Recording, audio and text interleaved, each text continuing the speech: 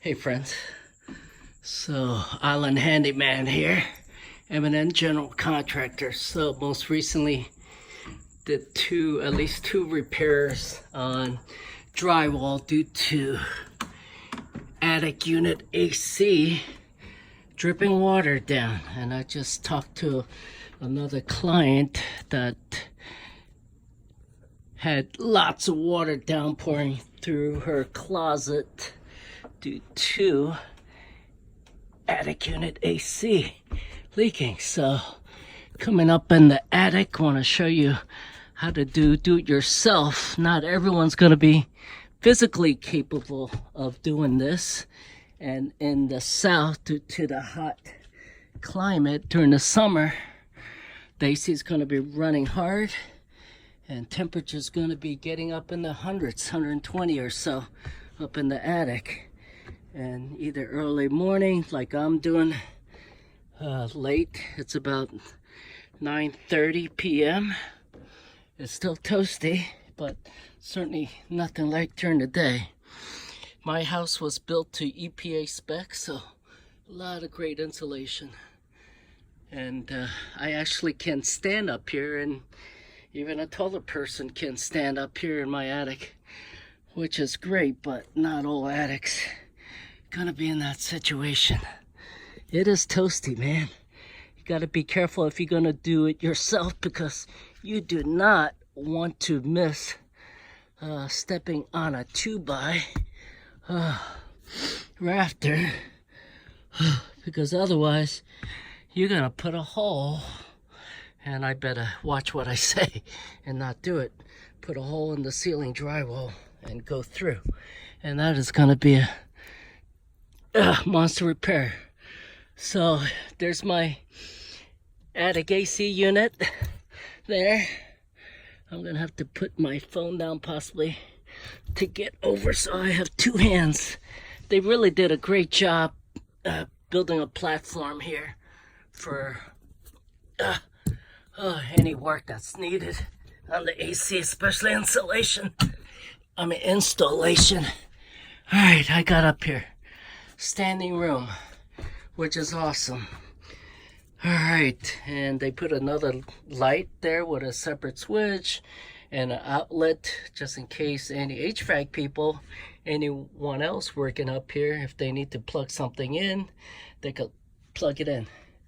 So let me show you the basics, and let me show you something which I really have a pet peeve for anyone working up in the attic. So this is a new build, relatively speaking.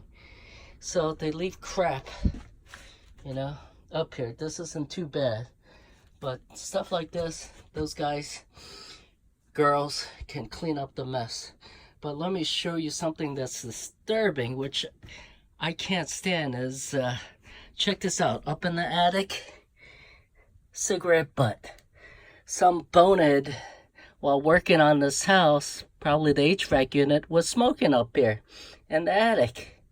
This is the last place you want to be smoking, period. That's some dumbass idiot. So let me show you. This is a Lennox unit.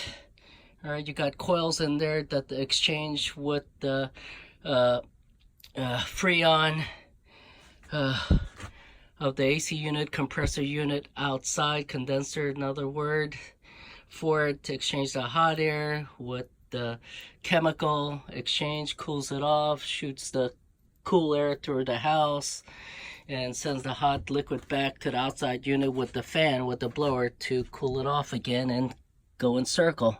So fortunate for me, right there, that is the drip pan.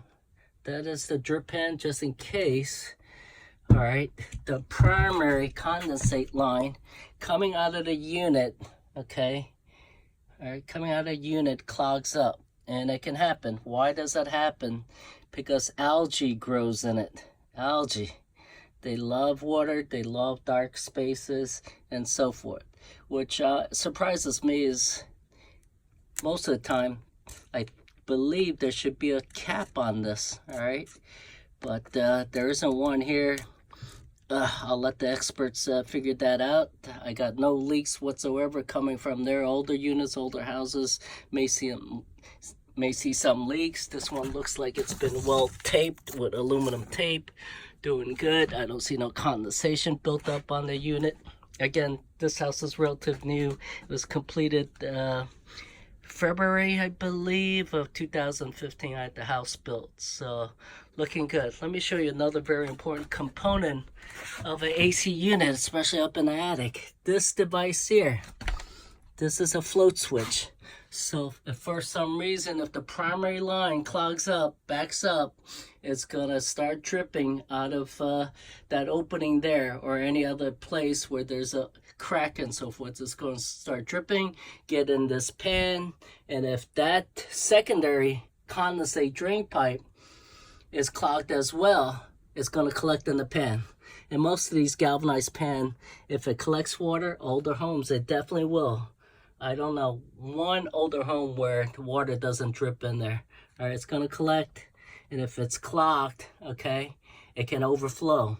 And if it doesn't have a float switch to shut the AC off so it doesn't produce more water, it's going to overflow, and that's what happens with ceiling drywall getting wet and downpour inside the house. All right, I just noticed something. So here's some tape right here that has come loose. All right, so I do see some condensate right there, old one. All right, not too bad. So I'm gonna come back up here another time, and there is some condensate down here where the joints taped up, so it could be done better to come back up here and tape that baby up. You know, we rely on the professionals to do the best they can and go beyond. So we'll tape that back up and do it better. But so far I'm happy that I don't have water collected in my secondary drip pan. What I'm gonna do and show you what everyone needs to do with the primary drain line. All right, we need to clear this out and maintain it on a yearly basis. Especially in the south, we get a lot of water being generated from the AC unit. All right, that's from the cooling system. Take the hot air, moisture out, cool it off, and send the cool air through. So algae develops, tell you, and it can build up pretty good, clogging the primary drain line. So what we want to do is first shut the AC off. We don't want it sucking any chemical. What I'm going to be using here is Clorox. All right, it's going to kill the algae and just about anything else growing in there, microorganism. We need to shut the AC off so that we don't have AC units sucking the chemical back up. Okay, we got a loop here, so stop any backflow. We'll pour it here. The water should be probably somewhere up here. All right, because you can see the gravity flow downward. Okay, we'll add some Clorox to here, get it to drain and kill any algae and help maintain this. Now, another way professionals do it and do it yourself is use compressed air or nitrogen or CO2, and we'll also blow back this line if it gets clogged up. Okay, or from the outside they may attach a device to put a shop vac to suck out all the water and any algae and dust and dirt that may have collected. So I got my, I like labeling, I got my Clorox. That's my skull. How's that for art? Yeah, it's been a long time I drew a skull. I don't have any wish to draw skulls or anything like that. Not even a tattoo, being a biker. Danger.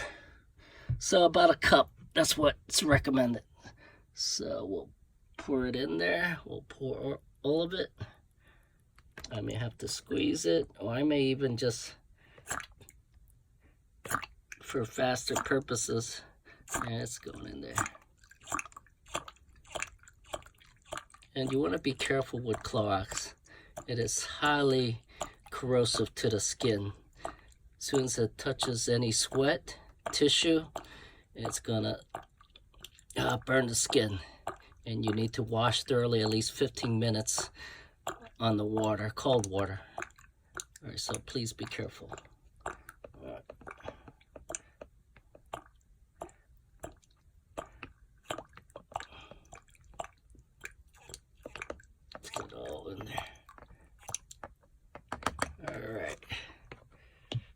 don't want to touch the tip.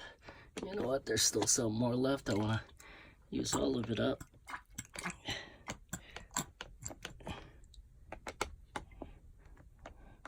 Ooh, I am sweating like a dog on a super hot day.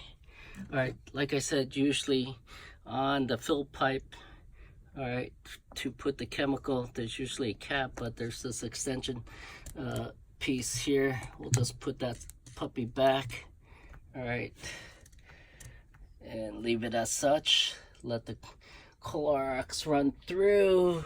It goes round there, down there, and drips outside someplace. Whew! Toasty, toasty, toasty. Toasty, toasty, toasty. Water primary may go to a sewer line, actually. Sorry about that. Secondary line usually goes to outside, and I know where that one is. So that's a annual maintenance. What to do? So a note for myself, I gotta get back up here. I think when it gets cooler, I'm gonna be back up here. September's just around the corner. After Labor Day, temperature's gonna change, and I'm gonna come up here with some aluminum tape, some good tape, and seal that up better along the seam where the metal plates fit and down there.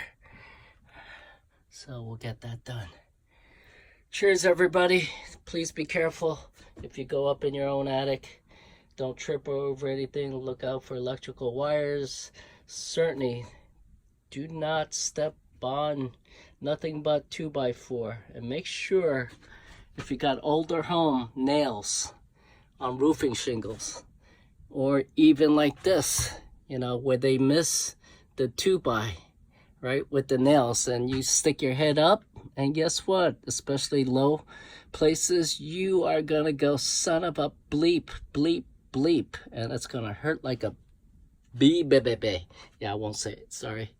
Hold my cursing words to myself. All right, you're gonna curse. This hurts like a bitch. There you go. I say it like it is. All right, do it yourselfer.